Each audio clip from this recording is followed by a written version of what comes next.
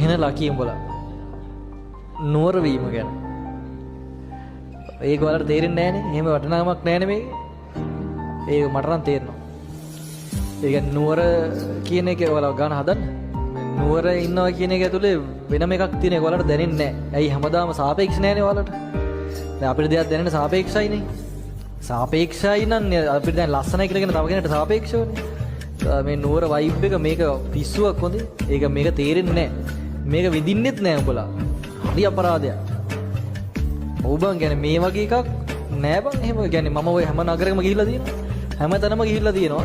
කියන්නේ මේ වගේ පරිසරයක ජීවත් වෙන්න ලැබෙනවා කියන්නේ එහෙනම පිනක්. ඒක උඹලට ඒක තේරෙන්නේ නෑ. මේක වෙනම වයිබ් එකක් ඈ.